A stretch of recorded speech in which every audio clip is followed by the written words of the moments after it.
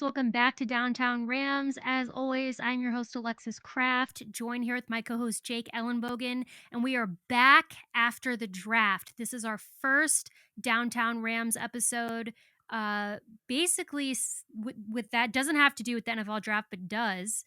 Jake, since the Rams won the Super Bowl. After the Rams won the Super Bowl, we did an episode about it, and then we dove straight into the draft. And we're going to continue with that for a little bit here. But this is the first actual episode we've done that is in an interview. This is just our commentary and analysis, first episode since February, which is really, really crazy. Now we're in May.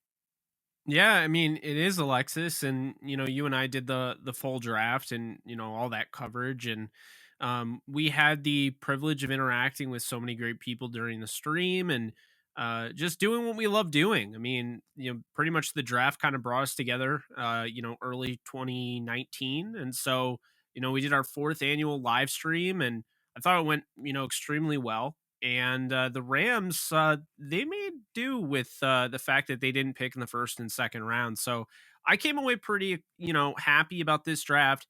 Obviously, there's always, those moments where you and I mean, we like similar players. It just tends to happen. And you and I got a little bummed at certain parts. But, when you look at it at the end of the day, I think the Rams got players that not only are going to be able to contribute, come, the start of the season, but on top of it, it adds them, it gives them some flexibility for the long term. I think when you look at the scouting department, what they've been able to do, acquiring guys like, Jordan Fuller, a sixth round pick, turning him into a starter, Nick Scott, a late round pick in 2019, the same draft they got Taylor Rapp. And, you have him pay his dues on special teams, play the long card, and have him starting in the Super Bowl, and Sebastian Joseph Day is another one. So, when you have a team that has been able to, do that well with the scouting department, and finding those guys, that's pretty much what allows you to have the whole F them picks mantra. Because at the end of the day, you're never going to say F them picks entirely. You're not going to trade your entire draft. And that's the thing that, ironically, the F them picks thing, there wouldn't be F them picks if there weren't picks. And so, the way the Rams have drafted in late day 2 and early day 3 and beyond is really what has put them in this situation. And I think once again, Alexis, we're gonna dive into it and talk about each pick. But once again, I think we're looking at a pretty strong class for the fact that they didn't pick until 104. I agree. And I want to remind everybody who hasn't been watching our streams or, even my streams on YouTube, my monitor is on my lap. I'm always pointing that out. When I'm looking at my computer, I'm actually looking at Jake. My camera is there, but my monitor's here. So I just want to point that out. But yeah, Jake, it's always fun to do these draft streams. And I think what people, some people might fail to realize that these draft streams are our reactions in live time. What's good about us getting to do an episode about this is we get to do this after we've seen more of the pick, after we've done more research, after we've looked into it. What people, and this goes for anybody, not just us, anybody during a draft, the whole point is to get our first reactions. So I'll say this. I know some people were upset with us, particularly me mostly, thinking that I didn't like some of the draft picks. At the time when we made those picks, there were other guys on the board that I liked better. And I will admit there are still guys that I think for some picks were higher on my board that I would have taken over some of the guys that we picked. It happens. However, it doesn't mean that I'm not cheering for a prospect, that I'm not going to wish them success, and that I'm going to, dislike them or anything like that. Part of the reason we do this stream, Jake and I, we have to make 8 hours of content, and we are watching guys of all different talents from all different, schools doing their thing. So we have a lot of opinions about it, as do you all. And that's what I'll say about that. And now we get to actually talk about the picks after we've soaked it in. We've learned more about it. This is not our on the spot reactions to draft picks. And Jake, what I think we should do is I think we should go in order, obviously, chronologically through each pick that we've made. And then we, as in the Rams, and then we will go ahead and give kind of a short analysis. We won't talk your guys' ears off, but just our thoughts on the pick, why we think that they were picked, and how we see them contributing to this Rams team. Will this guy be a starter right away? Will this guy maybe play behind a couple guys for a few years? What do we think the Rams' plan is for that particular player? And then we'll move on. So, Jake, let's start with Logan Bruss, our third round pick, 104th overall. I'll let you go ahead and kick this off. Logan Bruss is an offensive lineman from Wisconsin. And I emphasize lineman because there's a lot of debate. Is he a guard? Is he a tackle, Jake? A lot of people aren't sure. The Rams seem to have drafted him as a guard, but we also think that he is versatile enough to play tackle. So I'll let you kick this off. What is your analysis of the Logan Bruss pick? Yeah, so Logan Bruss, you look at him 6'5, 309, a little taller for a Rams particular guard, but he is, make no mistake about it, going to play right guard. Sean McVay did confirm he is going to compete right away and probably going to compete, as a friend of the podcast, Jordan Rodriguez, pointed. He's going to compete against guys like Tremaine Ankrum and, Coleman Shelton, who is also, the backup center. And I do think he's going to win that battle. But I do want to make it very clear I don't think this is a guy that has to transfer over from tackle in order to save his career. I think he is a guard tackle. I think he has got a lot of versatility in his arsenal, kind of similar to Corbett, similar to Edwards, and similar to Havenstein. And I do think that this guy, just watching the film, he really held his own against Aiden Hutchinson, Josh Uche, and Kwity Paye. He held his own for the most part against, Chase Young. And I was really impressed just overall the fact that he put on a clinic against Kent State. I mean, I've been watching a lot of film on him since he was drafted. I could definitely see why the Rams like him. The one thing here is that it's kind of funny, current Ram and former Northwestern pass rusher, and this is Ernest Brown the fourth. You've probably heard that name before. He was drafted last year by the Rams, and he actually was the one I found after watching 7 games so far. He gave Logan Bruss, the biggest run for his money. I think it was his ability to convert speed to power that, kind of overwhelmed him. And, at the end of the day, I think the bull rush is going to get to Logan Bruss. And I think when you look at him, he's got a lot of potential there, and he's going to be coached up, and he's going to he's going to fine tune his game. But I do see why he fell to the third round when you look at his balance issues. You look at the fact that, he's a guy that likes to get to the second level, and then he's not really sure what he's doing, kind of left in no man's land. But all of the traits are there. He held his own for the most part on film. There's a lot to like. There's a lot more to like than dislike. So I really do like this pick. At the end of the day, I gave it a B plus. There were other guys there that I would have preferred, but I think that they got a good one in Logan Bruss. I know he was a part, a big time part of that board at the top of it anyway. And, they weren't going to get Cole Strange, as we found out. So, they end up going with Logan Bruss here, adding another Wisconsin Badger, making it 3 on that offensive line, which looks like it's going to be 3 starters out of 5 Wisconsin Badgers. So I really like this pick, Alexis. And at the time, I was a little bummed because there were certain guys that I wanted. And I mean, that's how it always is. But when you go back, you look at the film, you're like, okay, this guy definitely is going to have a role in 2022 and beyond. Yeah, I was the exact same way. Logan was someone I was familiar with. I'd watched film on. I had reached out to him about coming on Downtown Rams. I liked Logan Bruss. I didn't have him ranked as high as I think the Rams did. But, when you go back and look, he is a really solid player. All of the weaknesses that I've found that Logan Bruss has, and, if you look into what other scouts say about him, are things that can be fixed. All the knocks against him are he's not, very good with his hands. He needs to be better with his hands, or he doesn't have as much upper body strength. He needs to put on some more upper body strength. All this stuff is stuff that NFL players correct and they can fix. And it's nothing that really speaks against his talent. Logan was really, really primary and a really fundamental part of Wisconsin's run game. If you go back and watch him block for a guy named Jonathan Taylor, a guy who has had a very successful NFL career, you see that Bruss was an instrumental part of Taylor's success that he had in college. He really, really thrives in the run game, and I think that's something that the Rams like. They like that component of Logan Bruss. I think that he is a guard tackle. I think he can play either. I think the Rams are very much looking at him as a guard. However, you never know. God forbid there's an injury. I think the Rams have to like the fact that Bruss can step up and play tackle if needed. Although I do really think he primarily is going to be fighting for that right guard position alongside, Coleman Shelton, maybe even Bobby Evans, whoever else, Tremaine Ingram.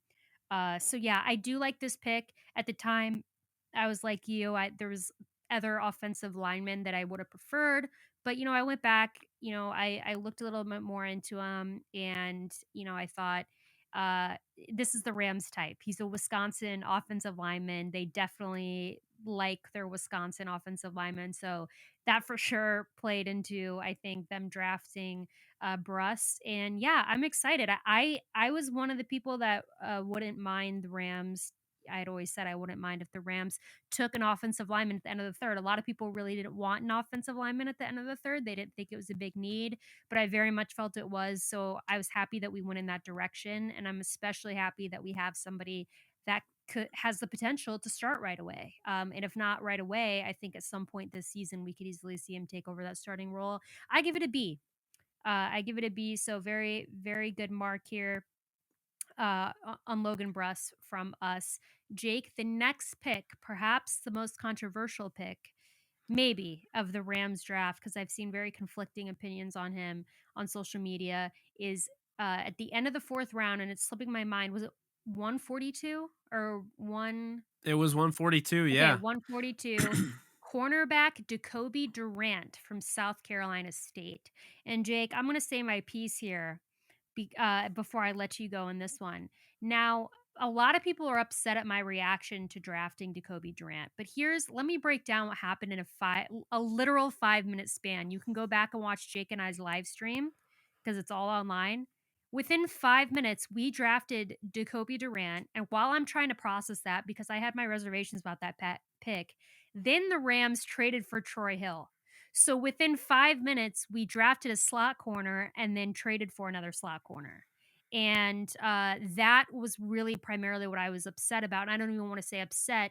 It confused me because I thought if you're trading for, you know, a guy that's going to start right away, obviously you're going to trade for Troy Hill if you think he's going to start right away. I think that there's a lot of value in fourth round picks. I think that, especially with who was on the board, I felt the Rams could have found another position in the fourth, of a guy who could have the potential to start right away.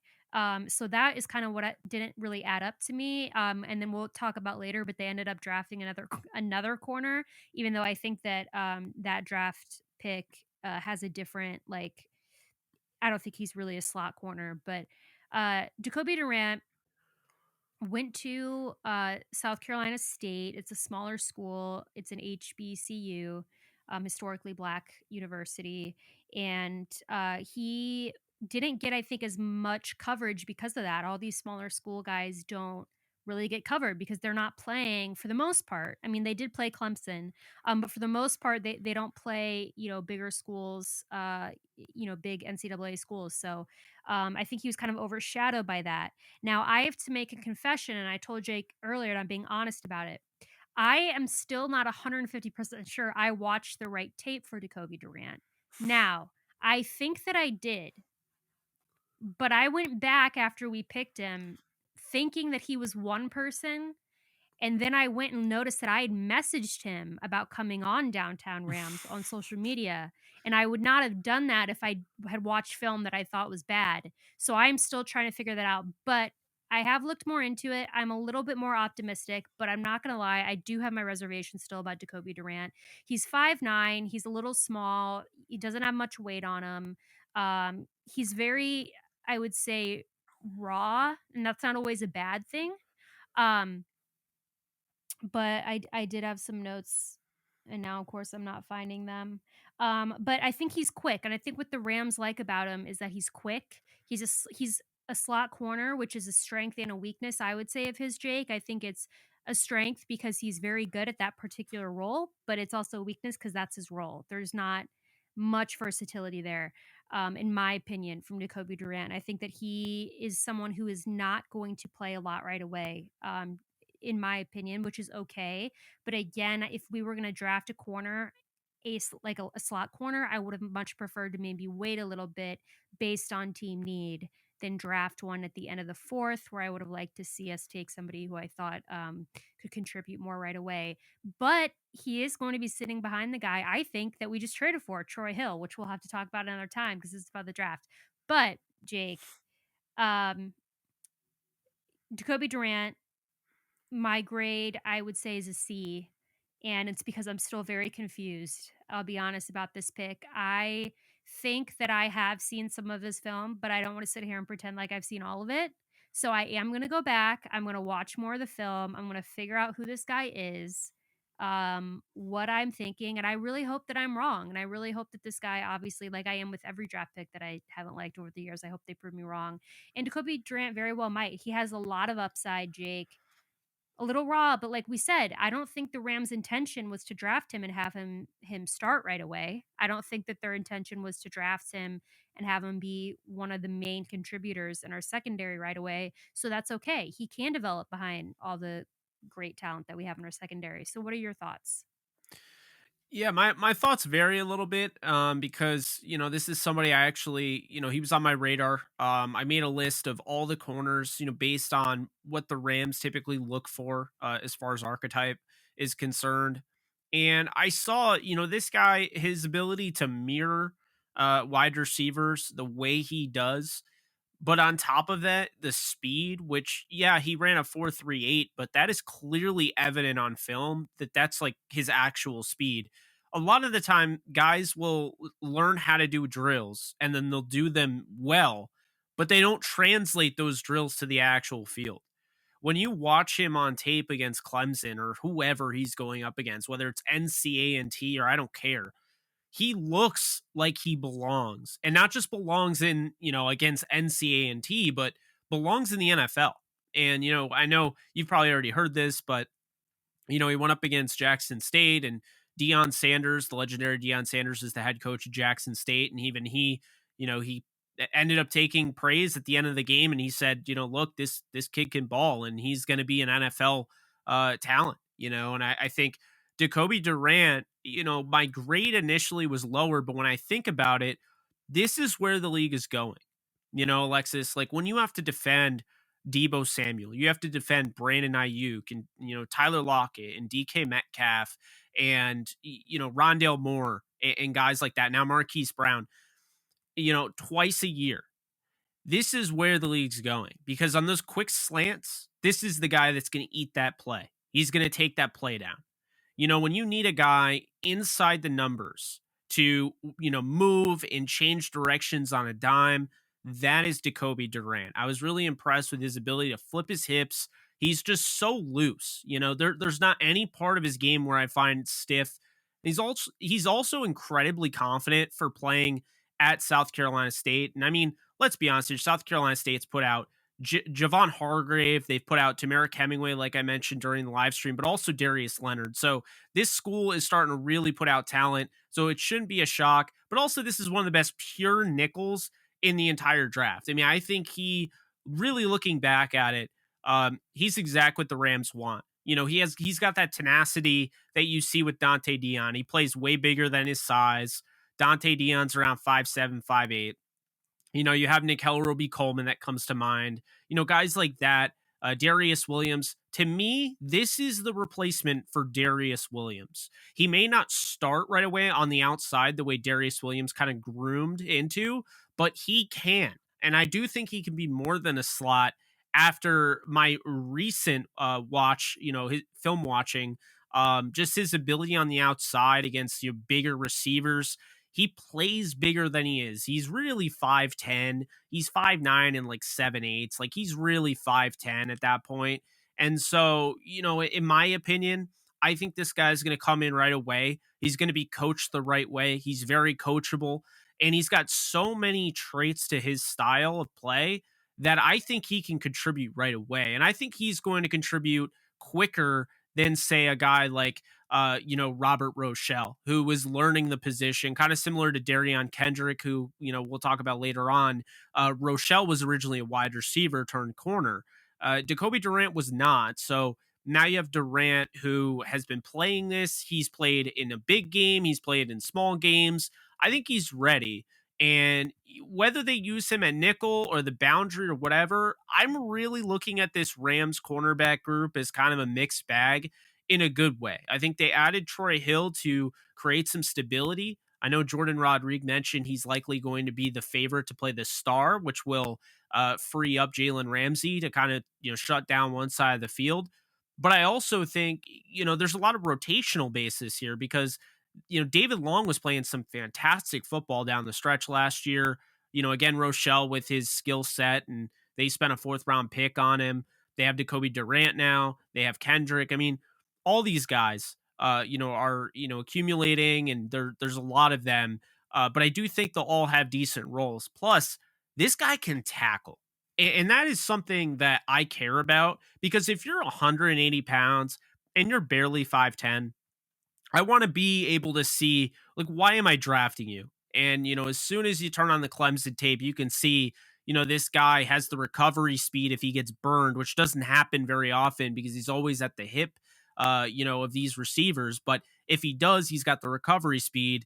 And if a guy gets by him, he's going to chase that guy down and make the tackle. He's a really sound tackler. Was impressed the way he diagnosed this one particular screenplay against Clemson, shot out like a cannon, very similar to, you look at guys like, again, Dante Dion. I think he is a Ram. I think he's the type of guy that they look for. So I ended up, after doing the extra film watching after he was drafted, I like this pick more than I like the Bruss pick because as much as I like the Bruss pick, I really like corners. And to me, this is a fun corner that, I think we shouldn't cap his potential because Darius Williams out of UAB was considered a slot guy. This guy can be just the same thing with Darius Williams. I kind of see a little bit of Marco Wilson, the starting cornerback for the Arizona Cardinals, blazing speed, can really mirror well and can stay at the hip of these guys. But I think he's a better tackler, and I think he's got a lot of potential, a lot of tools to work with. So I'm going to say it's an A minus here, and I'm going to change my grade. I'm a big, big fan of what, Jacoby Durant can do. And I think he's going to fit in like a glove. He could start day one. This is somebody we've seen Jordan Fuller win a job in camp as a sixth rounder. Do not put it past Jacoby Durant, despite the fact he was at SC State. Do not put it past him to win a starting job, whether as a nickel or the opposite corner of Jalen Ramsey and having Troy Hill play the nickel. I wouldn't rule it out. Well, that leads us to our next pick, Jake, which is, in my opinion, the pick of the draft for the Rams. Yeah, you like this And pick a little bit. I like this pick a little bit. Just a little bit. So the end of the well, not the end of the fifth round. We traded up in the fifth round to mid fifth round. I think pick, of course, not slipping my mind the exact number, but Oh, come on. It's 164. You always 64, right. I always have knew to it was remember that 160 something. number. 164. The Rams traded up and drafted running back Kyren Williams out of Notre Dame. Now, you guys saw my reaction to the Durant pick, which was in the moment. Like I said, I do like Durant. I wish him success. I like Durant. But Kyren Williams is a guy that I have been wanting for 3 years to be a Los Angeles Ram. Jake, I I have the texted text to prove it. Jake has a text to prove it. Kyren Williams is from my hometown of St. Louis. So I think everyone thinks that I'm biased because he's from St. Louis. So I obviously cheer for him like I do, Jameson Williams or Marquise Hayes or Rashad White. Or no, Rashad White's from Kansas City, actually. Any guy that's from St. Louis, I cheer for. And Kyren Williams went to Notre Dame, and I'm a Notre Dame fan. So there's obviously a lot of reason for me to like Kyren Williams off the bat. But I watched him play. He made a play, and I don't remember who they were playing, and I should, sophomore year, and I texted Jake, and I said, watch out for Kyren Williams. He's going to be the number one running back the year that he comes out. He was still my number one running back this year, and the fact that he fell to the fifth round, we can get into. But just to state, he's a guy that I really, really like. He was my number one running back, Jake. I know he was your number 4 running back in your rankings. And guys, the Rams traded up to draft Kyren Williams. And if you watched our live stream, I was losing my mind because it was something I really, really wanted. But of course, there's like 31 other teams. You never know that if your team is going to draft a guy that you want, and the odds are that they won't. It's a 1 in 32 chance. So the odds were not in my favor. But when we traded up, I thought, could this be for Kyren Williams? How is he falling? It was for Kyren Williams. Guys, Kyren Williams is a do everything running back. The only reason that he fell is because he's not uh, a blazing fast, I guess you could say, running back, but he gets that speed once he starts running. He didn't have a good 40 time. I think he got overshadowed by a couple other guys in the draft. But guys, if you go watch the film on Kyren Williams, it is very, very difficult to bring him down. The word that I use is shifty. He's very slippery in space. He's really hard to bring down. Like I keep saying, there's so many clips of him from over the years of 8-10 guys getting their hands on him before he goes down, running all the way down the field, making plays, making guys miss. He's about 5'9", so he kind of falls, he's not like a bigger back, I would say, but I'd say he's pretty stocky. He's pretty well built. He's very hard to bring down. And it's not because of his size. It's because he's so shifty. He's very elusive. He's one of those guys that makes plays all the time that you're like, how did that happen? How did he run through all of those people like it was nothing, like he's butter? It's crazy. And I'm really, really excited for this because I think what he brings to the Rams, Jake, is he can do everything. I would say that even right now, I think he has more to his game than Darrell Henderson does, and I think he obviously doesn't have the injury concern that Darrell Henderson does, and so that the Rams were going to be looking at running back. We already knew that going into the draft, whether it was going to be Kyren Williams or someone else. We knew that the Rams were going to eventually be targeting running back. We even thought potentially at the end of the third that they would be taking running back. He does, in my opinion, he's a better receiver than Cam Akers is. I think he's better in pass pro than any running back that we have on our roster. I think he was definitely the best pass pro blocker in terms of running back in the drafts. I mean, you can go find highlights of Kyren just absolutely bodying defensive ends. I mean, he is just great. He's not the biggest, but Oh, he's you got to give very him good more respect than tackling. that. He'll take a defensive tackle on 1v1. He doesn't even He care. will. He will block whoever he has to block. He does it. He's great in pass pro. He's great in the receiving game. He's obviously great in the running game. He can kind of do it all. And Jake, I think that what the Rams are looking at is him and Akers being a duo. I think that they both have, different strengths. I think that, however, I do think Kyren Williams could be the most versatile running back on our team. I'm not saying that he's going to be running back number 1 at least right away, or if ever, we'll have to see how the Rams use him, but I think that he gives them a little bit of everything. He can kind of do whatever they want him to do. He's a Swiss Army knife. And I'm going to let you talk now because I don't want people to think that I'm biased because I did have a bias in the beginning towards him. Obviously, he's from my hometown. He went to my favorite school, but the tape backs it up. It's not just me sitting here spewing facts at you. And it wasn't just me trying to like, sell people on Kyren Williams. So Jake, what is your analysis of this pick? Oh, by the way, I give it an A+ grade. If Oh, anyone didn't I thought it realize was an already. F. My bad. Yeah, Um, I'm a tough grader. Like I yeah, said, like the Jacoby pit, like Jacoby. Yeah, I keep wanting to call him Kobe. He might actually go by Kobe. yeah. I couldn't I tell can't in the tell because video. some people said call him Kobe, some call him Jacoby. But I'm very hard when I grade draft picks. I know that. And like I said, I don't want people to think that I hate Jacoby Durant. I like Jacoby Durant a lot. I just think he's a little bit more raw, in my opinion, than other people might have him.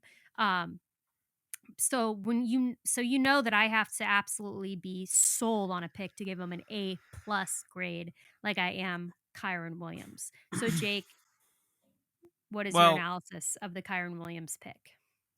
well, I'm gonna follow suit and say right off the bat it's an A+. It's my favorite pick in the draft. Because for a lot of reasons. I mean, obviously, your excitement was definitely up there. It was great to see, and we talked about the idea of it, and it really didn't feel possible until they traded up to this pick. And I think you and I kind of knew, like it was like the universe was telling us this was what was happening, and we weren't really understanding. We're like we couldn't comprehend, like, wait, really? Like they're totally about to do this. And I mean, we should have realized. I mean, this is Mhm. exactly the type of guy McVay would want. Look, like Cam Akers, he obviously has shown he can be a star running back as long as he gets back to form. It's just not a guarantee he does. I mean, he wasn't great in the Super Bowl, wasn't great in the NFC Championship game, and he wasn't great against the Bucks. I mean, he had two fumbles. So, this is somebody that I think does have a deficiency in pass pro, and so much so, he actually blocked Andrew Whitworth in the Super Bowl and cost him to give up a sack. I mean, I think it's really gotten to the point where they need to get somebody out there, and Jake Funk is not the answer. He is a special teamer. So insert Kyren Williams, who I think may not be as good as Daryl Henderson, because I don't think people realize Daryl Henderson is a fantastic pass protector, but he is definitely right there. And I think that is what's going to get him the role early on, what's going to keep him on the field. I think you add him, and I think a lot of this comes down to adding Allen Robinson, adding the offensive coordinator Liam Cohen. I think they're going to go with more of a passing attack and kind of lean heavy on that. So I think it really bodes well for Kyren Williams. But before we even dive into that, it's important to realize Kyren Williams is a redshirt sophomore. So I mean, this guy's still young, like very young. Like he's not one of the older type of draft prospects the Rams typically go after. Like we're talking super seniors or redshirt seniors. He is a redshirt sophomore, so the Rams might take their time with him, but he might be able to come in right away. I think preseason, and he's going to be must watch TV. I mean, I really think him being able, with him doing what he does, it's not going to matter who's out there blocking for him. It's really not. So I think that's where he's going to thrive and where he's going to show people. But also, everyone knocks his 40 time. It's very comparable to Mark Ingram, who's a three-time Pro Bowler, who is the guy that I'm comparing him to. Yeah, he's not as bulky as Ingram, but they're similar. And Ingram has some underrated receiving ability that I think is not underrated. Everyone knows Kyren Williams is one of the best receiving backs in this draft, too. So, I see a guy that cares. He does the little things. He works on the little things. I think that goes a long way. He's slippery in space, like you said. He's very shifty, but I also saw a guy on tape that's running away from everyone. So I keep hearing about, all this speed that he doesn't have, but then on tape, no one's catching him. You go back and I believe it's the UNC run where, Yeah. he goes to the left, and I mean, there's nobody there. He's dead to rights and then turns all the way back, uses lateral agility to get all the way to the left down the sideline, and no one catches him. So, I mean, tell me where the lack of speed is there. You have to obviously have some of it to clear everyone. And those DBs, they're running in the 4.4s, 4.3s. So he's outrunning them. He's got more speed than, the test would have you believe, but also, not really about his play, but I can't stress enough the testing, some guys just aren't good at it. Like some guys aren't good at running out of a sprinter's sprinter stance, and you don't need to do that in the NFL. It's not really that's one of my biggest issues with the 40 time, Alexis, is that it's not really conducive to showing you exactly how fast a guy is, in a game situation. He's coming out of a Yeah. sprinter stance. Like if they started with a little bit of like a 10-yard cool, whatever you want to call it, like start off with that, a warm up, and then you hit go right when they get to the 10. That'd be interesting because the build up speed I think is there with Kyren Williams, and I think the agility is 100% there. The strength, obviously, he took on defensive tackles, defensive ends, outside linebackers, corners, does not matter. He's going to take them on in pass pro. But what is his role with the Rams, and why do I call it an A plus? It really doesn't matter, to be honest with you. I think he's going to be on the field more than people think. And I think this guy can carve his way to being the number one running back in LA. And here's why. Because when you look at it, no one thought Austin Eckler out of, I don't remember, something west. I don't even know where he's from off the top of head. But anyway, he comes out of nowhere. UDFA, no one bats an eye at him. He took the job from Melvin Gordon.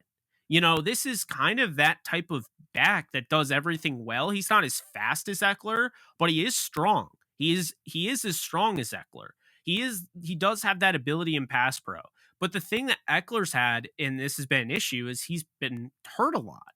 And I think with the Rams, the backfield, you have ACL tears galore, you have Achilles tendon tear, you have hamstring issues, so many injuries, and yet you have this guy that he took 200 back-to-back seasons, 200 plus carries, and didn't get hurt. At least not any meaningful injury. This is a guy that's under 500 touches for his career, so I don't think he has a ton of mileage on him.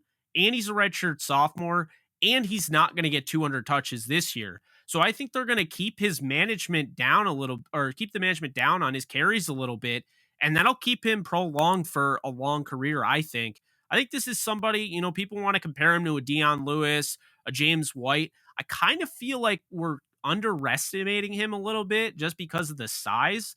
Like we're forgetting that, Dalvin Cook didn't have a good RAS. And again, Mark Ingram wasn't really tall, but I think this guy has all the makings of becoming the starting running back for the Rams. And at worst, he's the backup scenario. If Cam Akers goes down, they let Darrell Henderson walk at best, and say everything goes well. Cam Akers doesn't get hurt. Darrell Henderson doesn't get hurt. They use all three in kind of like a committee role. And I think that would definitely work, especially with what they're going to do in the passing attack, I believe. So A+ grade. This guy has a lot of talent and needs to be talked about more. I don't think he was talked about enough through the process. And I think we overrate certain things that we should be focusing on others. And there's not a ton of guys that focus on the little things the way Kyren Williams does, plus the leadership. You hear what the coach says about him. I mean, this guy's legit. He's the real deal. There's a reason why you love him, but I mean, it's not a bias thing. Like this guy is the real deal. I wouldn't be, putting my stamp of approval on it if I didn't believe in what I was, talking about. So I really love this pick. This is the pick of the draft for me. And I'm glad they traded up to him to get him similar to when they got my guy, my number one running back in 2019, Darrell Henderson. Yeah, definitely can agree that I was happy about it too. Still can't believe it. I'm very, very excited. My favorite pick as well. And Jake, we also really love the next pick. In the Yes. number 211 in the draft in round 6, the Rams drafted safety Quinton Lake out of UCLA, who was a guy that we interviewed on Downtown Rams pre-draft, which you can still listen to, by the way. That episode is on all podcast streaming services, and the video is on my YouTube channel. But Jake, this was another moment. We had 2 back-to-back moments of like, oh my God, they got one of our guys, which like never happens in the draft, Yeah. hardly ever with us in the Rams. We interview all these guys and they hardly ever end up on the Rams, it feels like. Eventually, sometimes they do, but not in the draft. And so we were really, really happy to see obviously a guy that we both really, really like in Quinton Lake get drafted. And guys, Quinton Lake safety out of UCLA. He didn't just go to UCLA. He's from Irvine. He's from the LA area. He has a lot of family ties in California. So he's staying home. He's staying in Los Angeles. He was part of a really good UCLA safety duo between him and Quantrez Knight, who we also interviewed on the show. They both are very different players. But guys, Quinton Lake is pretty, in my opinion, he's very fundamentally sound. I mean, he's very good at going one-on-one with receivers as well. If you look at him on tape, there's numerous plays where he's getting up and he's getting the ball away out of receivers' hands. He's a very smart football player. He's very intelligent. You could tell when you talk to him as well that he's very methodical. Something that was very, like I said, just seems to be part of his personality. Um, but Jake, what's interesting is I wasn't even sure that we were going to draft a safety. And that was something Quinton actually, I think, said to us was wasn't sure that the Rams were going to draft a safety.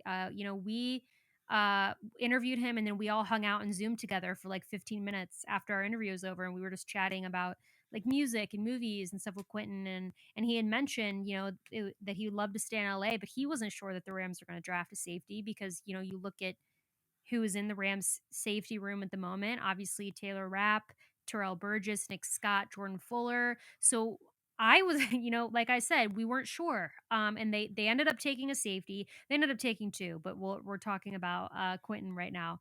But Jake, what are your overall thoughts on this Quinton Lake pick? And before that, I guess I should give my grade or of this pick, and I am giving it an A plus. If anyone was wondering. So Jake, you're up. I'm giving it an A plus as well. He's got the NFL bloodline. He mentioned his father, Carnell Lake, played obviously back in the day, was a fantastic player. And, I think with Quinton Lake, you're getting somebody that's very similar to, he has the archetype that Jordan Fuller had. I mean, a 6'1", 201-pound safety, didn't test super well. But the tape speaks for itself. I mean, this guy's got ball skills. He, is not afraid to go up there, and he doesn't make career decisions. He doesn't sidestep tackles. He's going to go in there and stick his face right in that fan, and he's going to let it rip. And he's not a hard hitting tackler. He's more of a wrap up tackler, and that's what I actually like about him, because I know a lot of safeties, people think Brian Dawkins, hard hitting, right? But I actually prefer guys that'll wrap up. I want you to get the job done. And I feel like that's something Quinton Lake, prides himself on. And, this is somebody that kind of dealt with, an injury and, had the COVID year shortened. So to have this past season with UCLA, redshirt senior season was huge for him. I thought he had a fantastic year. I think this is somebody that just pretty much embodies everything the Rams want in their safeties. And Sean McVay mentioned that, during the call. He said, really, you're everything we look for. You're the type of, you're one of ours. And I think that this is a guy. I mean, you could ask Alexis. I said this right after we got off the phone with him. I was just like, the Rams are going to draft him. I have a feeling the Rams are going to draft him. He's from the area. He's got the NFL bloodline. They're going to fall in love with this kid, his character and just his game. I mean, what he did at UCLA. But, all in all, I'm seeing this guy I would not be surprised if he balls out in camp and does somehow steal a starting job. If, say, Jordan Fuller, his injury is he's behind the eight ball, or, Terrell Burgess isn't where they want him to be, or Taylor Rapp isn't, or whatever. I wouldn't be surprised, because they've already done this with Fuller. Remember, they drafted Burgess 3 rounds before Fuller, and Fuller just took over. Quinton Lake is that type of guy. He's a leader in the back end of the secondary, but he also is somebody that is 100%, just loves football, high, football IQ. He can play on special teams and be a demon on special teams. He ran a 4.59. I don't know why we're acting like that's slow. What I mean? I've seen a lot of people saying he's slow. On tape, he's not. I think, he isn't somebody like, his ideal role wouldn't be single high safety, but you're not going to use him single high safety. The Rams wouldn't use him single high. So it's not really going to be an issue, but I think he could play either slot there. At safety. I think he can be in the box. I think he can help you in coverage. I think he's somebody that can actually shut down a George Kittle. So if you're looking for that guy that can cover George Kittle and cover, Trey McBride, Zach Ertz, Noah Fant twice a year, I think this is somebody that could come in those, those sub package plays. And I think he's going to have a role this year, at the very least on special teams. He's a guarantee to make the roster. But I think they might play the long game with him. And if they do, it's going to work out, because I think we'll be looking at a Nick Scott like player, where he ends up being a starter towards the end of his contract with the Rams. I think he'll be looking at potentially another one, but we'll see. I love this pick. Was super stoked about this pick. I think I made the most noise when this pick was made. I did like the Kyren pick more, but I really love this pick, and it's an A plus, just like Kyren. I just think at the end of the day, you're getting a guy at 211 who is going to come in and he's going to contribute on special teams in a way that he could end up being a captain on special teams. It wouldn't shock me at all. And potentially a starter in the secondary, down the road, when you're losing Taylor Rapp in the offseason. His contract expires at the end of the year. Same with Nick Scott. Burgess, what's the deal with him? Fuller, both of them have come off injuries. I think this pick made a lot of sense. And I kind of remember telling him during the interview, like, he's like, yeah, I don't know about their situation and if they'd be interested in safety. I'm like, well, they have a lot of injuries, and I'm really glad they made this pick. I think he's exactly what the Rams look for. He is their style. And it makes me feel good when, you hear the way Sean McVay and Leslie were talking about him. This guy's gonna have a legit role in LA. For sure. And Jake, right after this pick, we picked again. We had back to back picks here.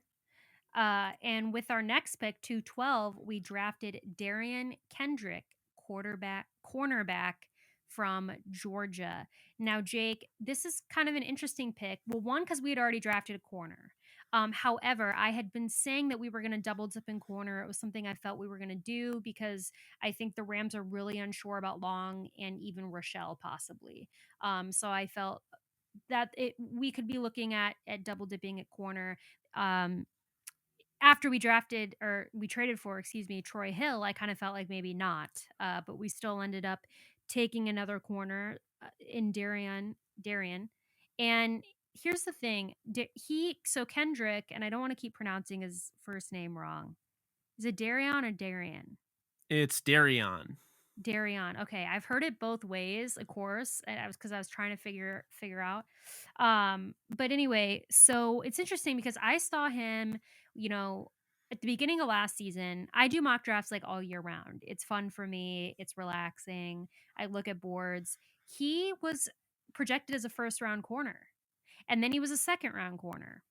And then he was a sixth round corner, and I wasn't quite sure what was going on. Sometimes it's not unusual. Sometimes it's like these other players make a big like jump mid-season or at the end of the season, and people are like, "Oh my god, this guy came out of nowhere," and whatever. So I didn't really think that much of it. But Jake, there is some concern with this pick. So first, about I'll talk about his strengths. He is a very, I would say, kind of like Quinton Lake. He's very methodical. He's a very smart corner. He's very good at running the receivers' routes with them. He does get up in there. He knocks the ball away. He kind of knows where the ball is going before he does it. He's very athletic.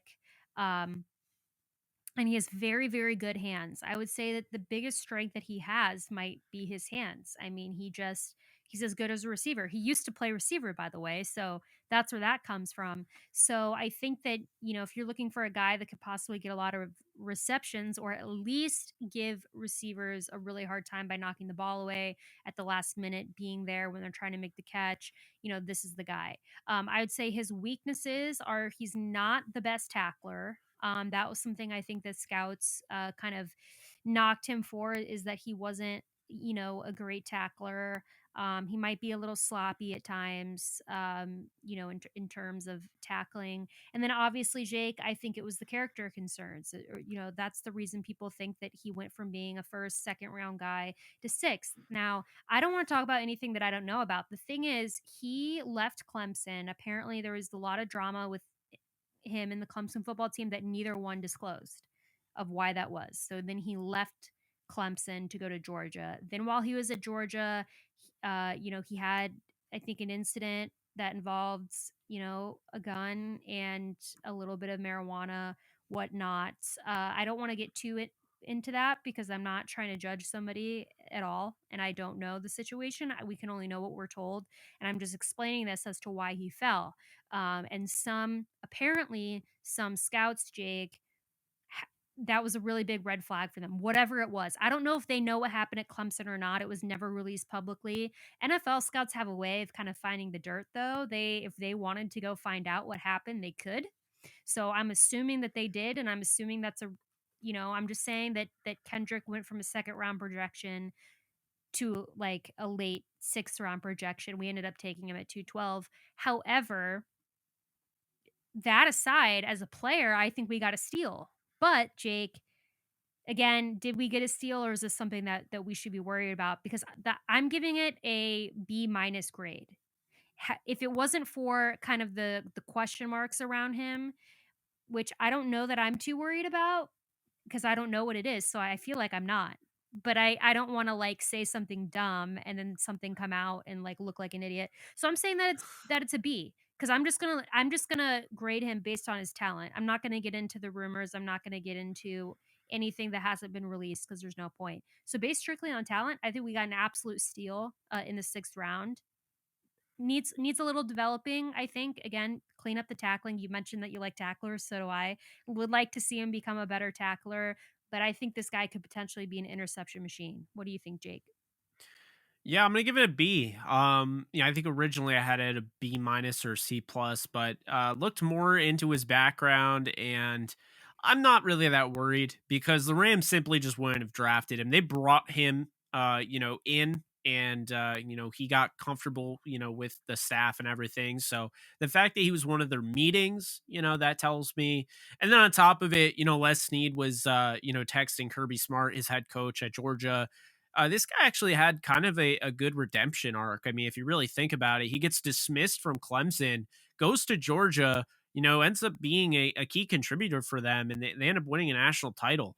He had 2 interceptions against Michigan in the semifinal game in the college football playoff. I mean, this is somebody that does have those ball skills. Now, the issue is, I don't really have the issue. I think the off the field contributed, but running a 4.8 I think was really the Yeah. thing that pushed people like away from him because he had a really bad RAS score. What I would say about that is his 4.8 speed. I don't think he runs a 4.8. I mean, he clearly isn't that fast because when you look at him, he really can't recover. So he's got to get a good break on the ball, or he's got to get a good break on the receiver, or he's going to be in trouble because he doesn't have the Jacoby Durant recovery speed where, he gets burned and then he can come back. There's no recovery. It's going to be a touchdown or the guy's going to drop it. And that's what he's going to hope for. So, Kendrick, the 4.8 speed is a little concerning, but like I was going to say, I don't think he ran that like all that well. And it kind of goes back to what I was saying, when you look at these, different things, these different measurables and these different, exercises and tests, I don't feel like everyone knows how to do them well. And the way like he was in the 40, I watched him kind of pop up while he was doing it. And I think it really had to do and hurt his time. So I'm not too worried about it. And he might have also been hurt when he was doing it. I'm going to say he runs probably like a 4.6, right? So if he runs a 4.6, he's not that fast. I think Tremaine Johnson ran a 4.61. You can live. But, I think when you look at him, there's a lot of excitement for being picked 212. This is the type of stuff you want to see.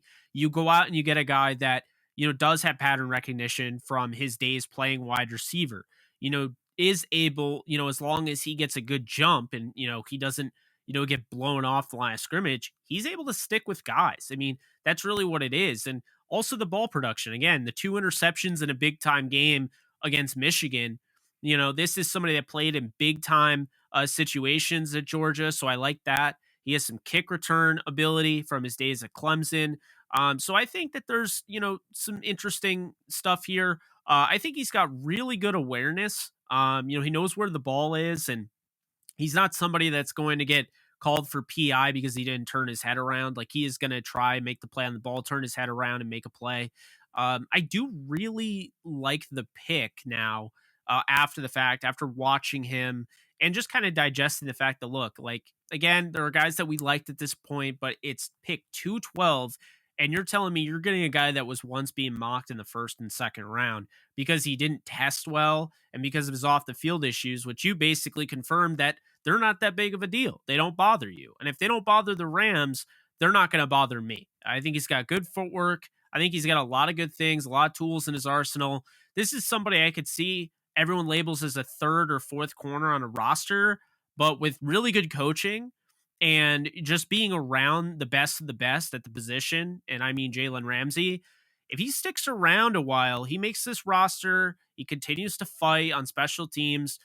I wouldn't be surprised if someday he plays himself into a starting job. I really wouldn't. This league is kind of funny the way it works. Sometimes guys that, they kind of come out of nowhere. UDFAs, 7th rounders, 6th rounders, wouldn't really rule him out. So I'm going to give it a B as well. The reason it's not a B plus, A minus, anything like that is because, he wasn't really the guy that I was looking at here. And if you were going to go corner, I would have liked to see you kind of diversify your corner room a little bit and try and get a kind of a guy like Tariq Woolen, who was like 6'4", Zion McCollum, who's 6'2" in the previous round. So, like, those type of guys, I would have liked to get more size, but I think his size isn't a huge deal. And I'm being more nitpicky, if anything, but I'll give it a B. I'll stick by it. 6 feet, 194. It's not bad size for sure. He does become, I believe, the second tallest on the team, or third tallest behind Rochelle and Ramsey at corner. So, yeah, I think the Rams, they got a potential really good special teams contributor with starting upside someday. Depending on how they develop him, and I trust the Rams coaching staff. They've been developing these guys for a while, so this just kind of goes into the F them picks. You get guys like this, and all of a sudden, 3 years later, we're talking about Derion Kendrick. So I think he's definitely worth the dart throw at 212. A guy that clearly has played in big games, has talent, and just kind of fell throughout the process. That's true. And Jake, the next pick that the Rams made was 235. So we went from having 3 6th round picks and 2 7ths to having 2 6th round picks and 3 7ths when the draft was all said and done. So with our first pick in the 7th round, the Rams at 235 drafted Daniel Hardy, edge from Montana State. Now, this is a guy that I was not familiar with when the Rams drafted him. I really was not. I had not heard about him. I hadn't seen him on any boards. If you watch the stream, I'm like, I don't have anything to say because I don't know who this is. I think at Montana State, we all were focused on Troy Anderson, obviously the inside linebacker, who I think ended up going in the 3rd round, I think. Maybe early 4th. I'm not sure. I don't The remember, but second, actually, to the oh, the Falcons. second, right. Well, Yeah, good yeah, for and that him. makes sense, because he really lit it up at Montana State, so I think Daniel got overshadowed, by it's a small school. When there's a star like a Troy Anderson, a lot of people probably aren't paying attention to the team as a whole. So, when you go back and you watch Daniel Hardy film, Jake, you think, "Wow, this guy is really, really good," and it's hard to believe that he was overshadowed so much by Troy Anderson. But you know what? The truth is that they're totally, totally different players. I think Daniel Hardy is one. He's an edge, and I know a lot of Rams fans really, really want to depth at edge because other than Leonard Floyd, on the other side, it's kind of a question mark. We have Justin Hollins, we have Terrell Lewis. We drafted Chris Garrett last year.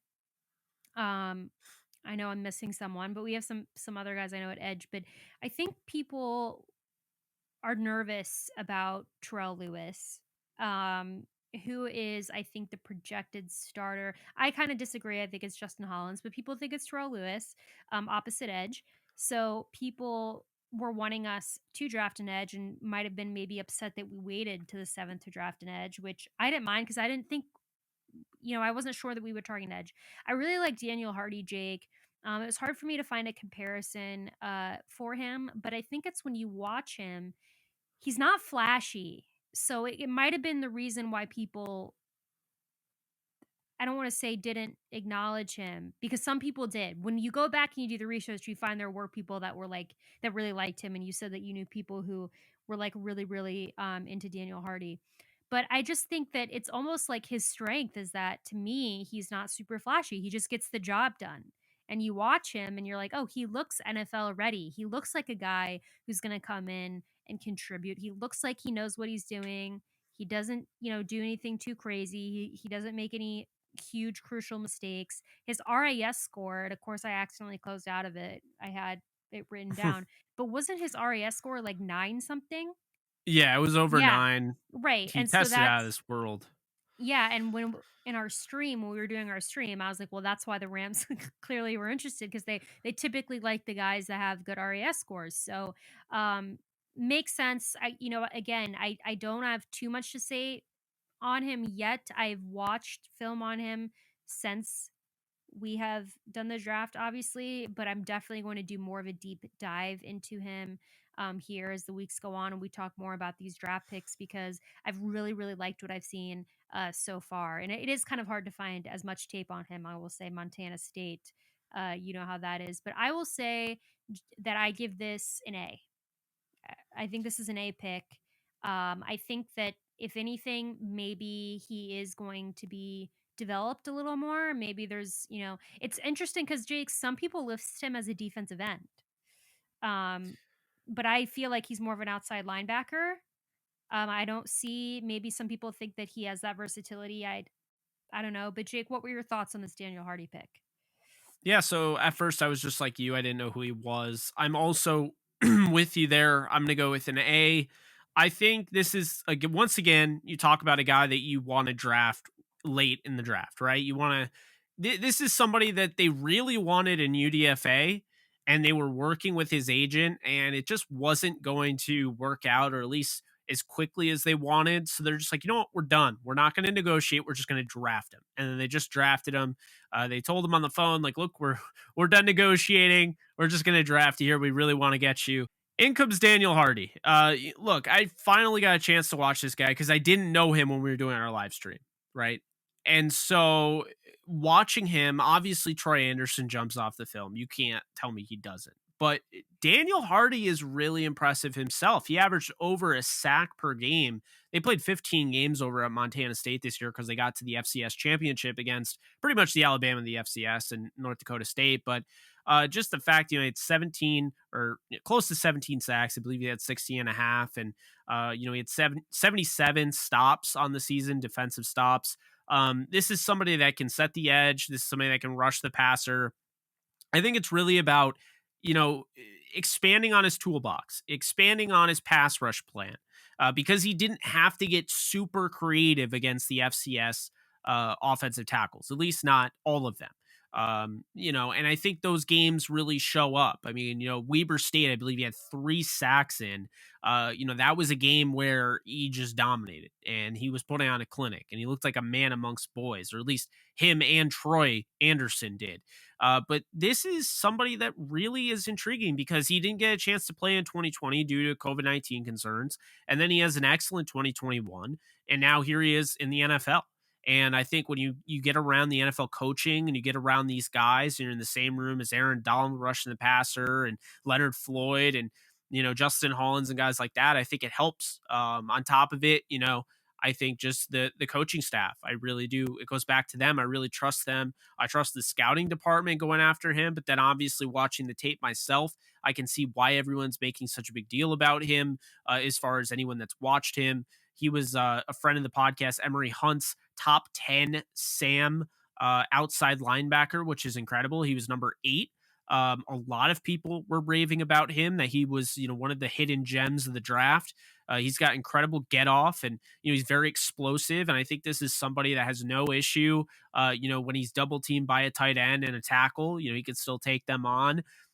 This is one of those Chris Garrett like picks, but he's got measurables that make Chris Garrett's not look good at all. Like his testing is freakish, and we saw what Chris Garrett did in preseason. So imagine what this guy can do, with NFL coaching, because the way I look at it, and I don't want to knock the FCS, but the coaching is not the NFL. And that's the same thing if you're in the FBS, it's not the NFL. So I'm really excited. The idea where you have weapons and then you go to a coaching staff and they basically are teaching you how to use them. It's like you have the greatest crossbow in the world, but you don't know how to shoot a crossbow. Like that is what the coaching staff is going to do. Essentially, they're going to teach him how to use his strengths, and that's what makes me so excited about this pick. It's an A for me as well. You get a guy at 7th round, 235. He's going to come in right away, and he's going to be a special teams dog. I mean, this is somebody you're going to take that 4.64 speed, and you're going to put it to the test because he played special teams, at Montana State. He's going to be doing that in the NFL. And then the pass rushing and everything will also be worked on the side. And I think maybe 2 years, 3 years from now, we could be looking at Chris Garrett and, Daniel Hardy in full force, having legitimate roles on the defense. I agree. Like I said, I think with the Daniel Hardy pick, I see this being a guy that the Rams want to develop. I see this being somebody who might not be thrown in right away due to everyone we have at edge, but someone who might ultimately end up being a big contributor to this team. And Jake, the next pick that we made, and I don't want to get I was pulling up, I don't want to get the number wrong. 253. 253. In the seventh round, the Rams drafted defensive back Russ East from Kansas State. This is another guy that in the moment I wasn't super familiar with, but when I looked back, he was a guy that I actually had seen film on and I had messaged about the possibility to coming on Downtown Rams. Like I said, towards the end of draft season, as we call it, is when I started to maybe think, okay, is when I was starting to think we might draft a safety. I wasn't sure, so that's when I started to look more into safeties. And Jake, what's interesting to me about this pick is he's actually very similar in terms of his strengths and weaknesses to Derion Kendrick. He's not the best tackler. That's something that you notice about Russ Yeast. And I always look at scouting reports and I'm like, what, am I alone in this? Like, do other people agree with me, disagree? And that's kind of was an agreement. He needs to become a more sound tackler. Not, not great at bringing people down, but he has very good hands, very good at tracking the ball. He's quick. His 40 times slipping my mind, but I'm pretty sure he probably I didn't even look at his RAS score. Yes, I did. He had a good RAS score, didn't he? It was pretty average. Oh, It was was it? like Okay. around 5 or Well, 6, yeah. yeah, well, so then when you watch him though, you wouldn't assume that cuz he makes these kind of like athletic looking plays. He seems to track the ball well. He has really good hands. He seems to always be in the right spot. You don't see him out of position very often. I Again, I think with this pick, it was like we already drafted Quinton Lake. I probably wouldn't have gone safety again. I think again, if we were going to go safety, there were some other guys there that I might have preferred. Um, I don't hate the pick.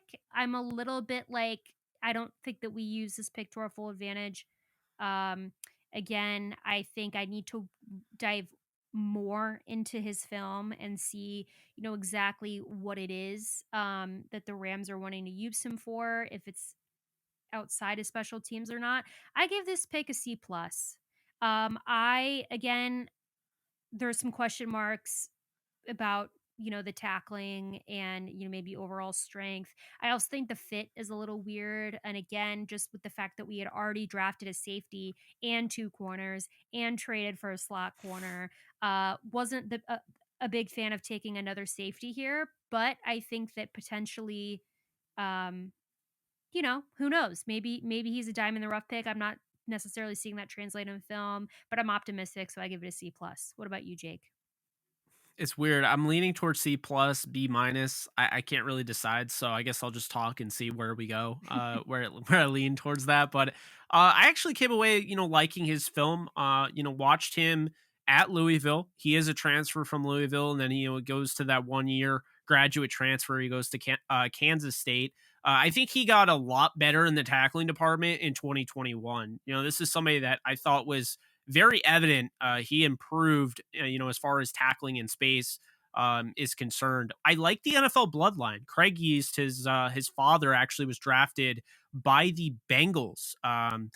So he also has that NFL bloodline, just like Quinton Lake, the other safety. This is not the first time the Rams have gone two safeties in a draft, and it's actually worked out pretty well for them. If you look back, obviously, the 2020 draft when they drafted Burgess, they followed it up with drafting Fuller, and then 2019 they drafted Rapp, and of course they took Nick Scott. So it's not like out of the realm that they would do something like this. I mean, 2017 I think was the only year with Sean McVay. It is the only year with Sean McVay where they drafted only one safety, drafting a safety and didn't draft another. That was John Johnson. That worked out pretty well. In general, their safeties they have a really good hit record. So I think a lot of that can be contributed to the coaching staff. And Coach Ejiro Evero is no longer with the Rams. He's going to be in Denver, but I do trust the new coaching staff. I do trust the guys in the back end of the secondary that are in charge with developing these guys. Yeast, like you said, is a ball hawk. He's going to be a playmaker. He's going to read the eyes of the quarterback and he's going to pick off the football. Will he play much defense with the Rams? I don't know. I think really right off the bat, they're going to give Quinton Lake more of an opportunity. I think Yeast is going to have to prove that he has a little bit of a role on special teams in order for him to make the roster. while I did say Quinton Lake will make the roster, I'm not convinced Yeast will. It's not to say that he can't. It's just to say that they are absolutely loaded in the secondary. And you could say what you will about quantity over quality or quality over quantity, but regardless, you can't keep everybody. And so there's going to be tough cuts here. We don't know if maybe there's a trade in the works, down the line with Rap or, somebody like David Long, both that are on expiring deals. But it's going to be interesting to see how they deal with it. I think when you look at him, again, the ball skills are there. I think the speed is better on tape than it was him testing. He does have the ability to backpedal, which is great. But he also has the ability to play corner. He actually was a corner. He converted to safety. Was pretty impressed with some of the stuff I saw at Louisville, and I think he really just put it all together. That last graduate year at Kansas State. So all in all, this guy will bite on play action here and there. He doesn't have the long speed, and that does show up. As far as the explosiveness, short area burst, lateral agility, I think he has that.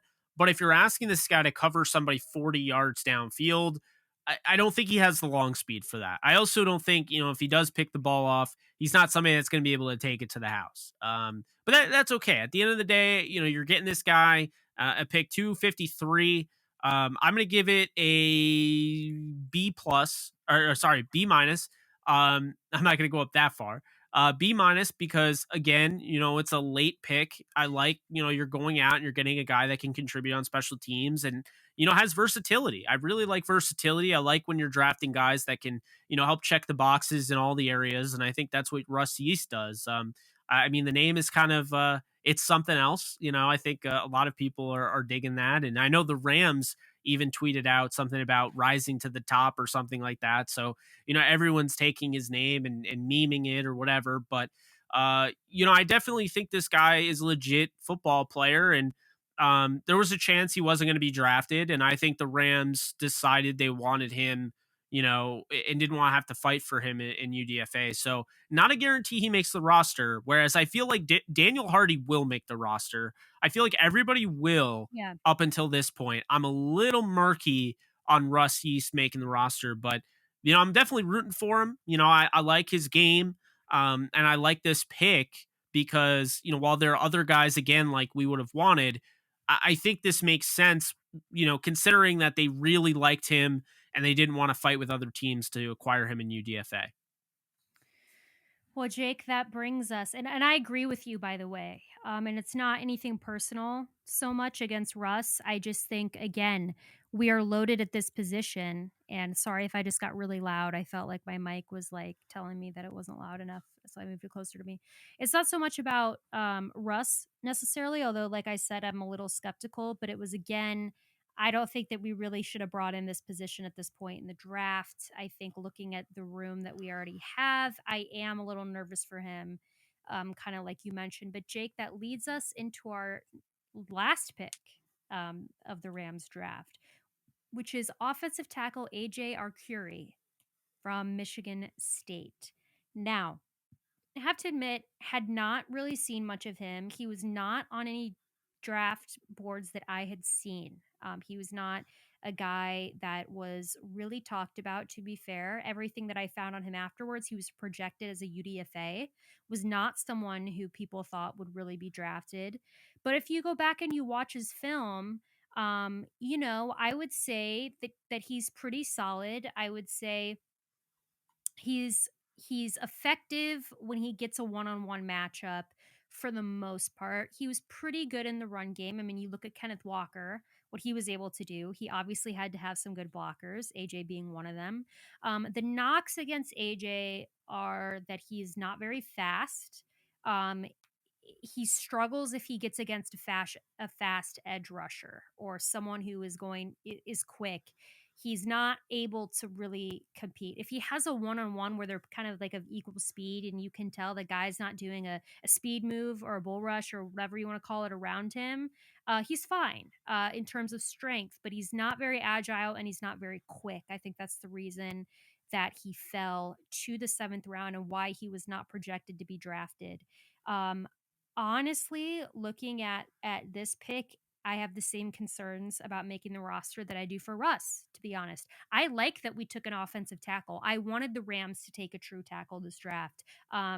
Logan Bruss, I was fine with if he would have been the only offensive lineman that we took because he's versatile. Like I said, I think he can play tackle if need be. But I like where the Rams were going with the notion of taking a tackle.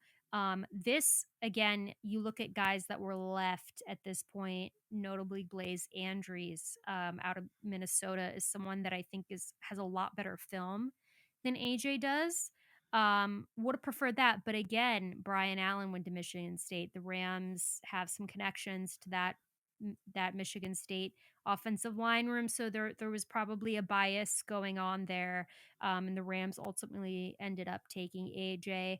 I give the pick a C. I think that maybe there can be because I don't think he's going to be playing right away. He can develop.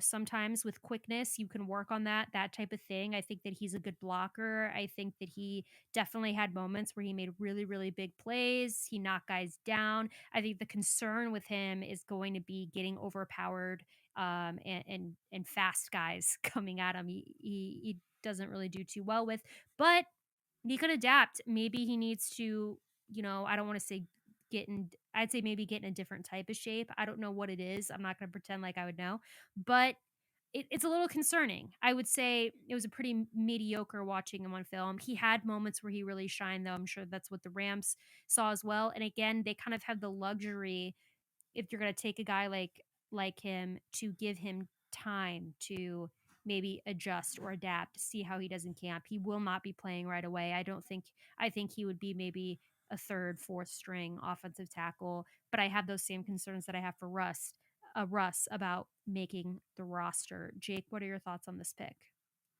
This feels like a pick kind of like what the Rams wanted to do last year with Alaric Jackson, who ended up starting actually in a couple games and was looked really good. I trust them here. Um, I didn't realize, and this is funny, during the draft, I like didn't know who it was. I didn't realize he was the left tackle slash right tackle for that Michigan State. I understand he went to Michigan State, but it didn't occur to me in the moment that when I was watching Kenneth Walker, he's the guy that, for the most part, I think is doing the brunt of the work. I think he puts on the best film of anyone on that offensive line. I did actually really like him going back and watching him. I think he's just really well built for the tackle spot. I know some like we're talking about moving him to guard. I don't really see that. I think he's got an amazing kick slide, to be honest with you, in his pass sets. And that's something that I think, kind of stands him apart from some of the other guys that they would have gone with here. Normally, you don't have a guy that's that good at one specific thing this late in the draft, but 6'7", 308, I think he's grown into that frame well. And I think that's something that the Rams are going to look at like a ball of clay. They're going to want to mold him into what they want. Maybe they'll add, 10, 20 pounds. I don't know, but I think he can play at that weight. I think it's a good size overall. I think he's got, obviously some explosiveness there. He needs to put more punch. He does a lot of, reaching, grabbing. I want to see him like, really use those heavy hands. He's got big hands. I want to see him like use that. He is susceptible to getting run over with the bull rush. And I think at the end of the day, we're talking about another guy that's got the tools there. He's just really got to put it all together. So it makes a lot of sense. Developmental tackle here in the 7th round. I ended up liking him a lot more than I expected to. And like I said, the quickness, the kick slide, the slide quickness in his pass sets, I think is so impressive. He's ready, right? Like he's never not in position. If he's in position and loses, it's because of a bull rush or something. It's a balance issue or something that I think you can work on better than some guys that just simply don't get it with the kick slide. They don't get it in their pass sets. They can't get up to that speed. This is somebody I think can play on the left side or the right side. I would lean more towards a right tackle, and you could be looking at developing him long term to even take over for Havenstein down the road. I'm pretty big on him. They like the Big Ten offensive linemen. To be honest with you, I do as well. So I can't disagree with that. I think that they just play a different style of football, and Big Ten offensive linemen, there's just something about them. Um, the coaching is always there, the tenacity, the ferocity. So I do like AJ Arcuri.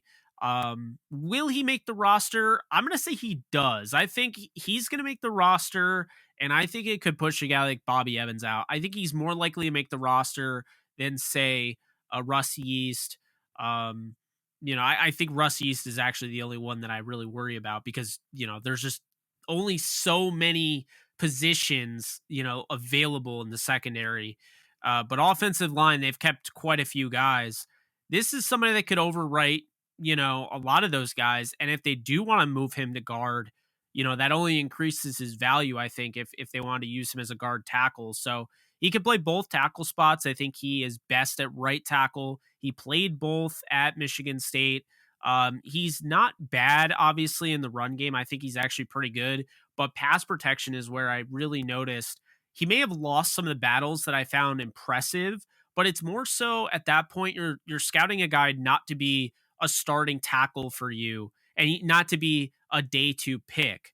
But when you look at him, you already know the situation. They got him in the seventh round. You're scouting to see what does this guy have? Like, what are the tools they can use? And I think he's got a lot of tools that they can use. Again, good size. The pass sets are there. He's just got to work on, his balance and I think his hand usage because I think he's gifted. It's just a matter of, what can Kevin Carberry get out of him. And I think this is somebody that will make the roster and will be kind of similar to Alaric Jackson, not at the level of Alaric Jackson, because that was kind of surprising.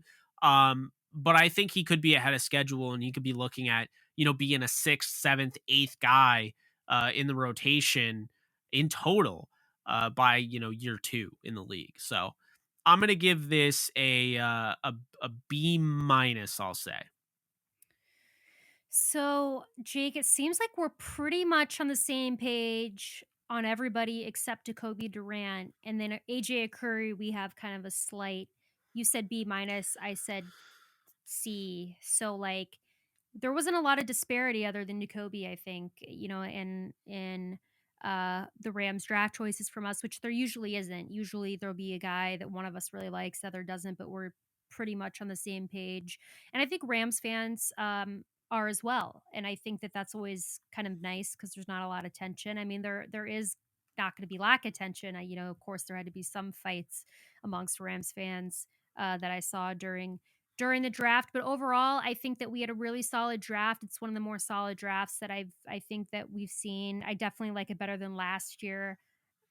I know that you do as well. I think that we did better and it's very exciting. And Jake, we will be back to talk more about the drafts and maybe even have some guests. We will see. Working on some stuff with that, guys. As always, if you like what you hear, please like and subscribe. You can follow us on social media at Downtown Rams. You can follow me on Twitter at the Alexis Kraft. You can follow Jake at JK Bogan. We will be back very, very soon with more draft analysis, with more hopefully some announcements in terms of our podcast and people we're bringing on. But until then, guys, stay safe, take care, and go Rams.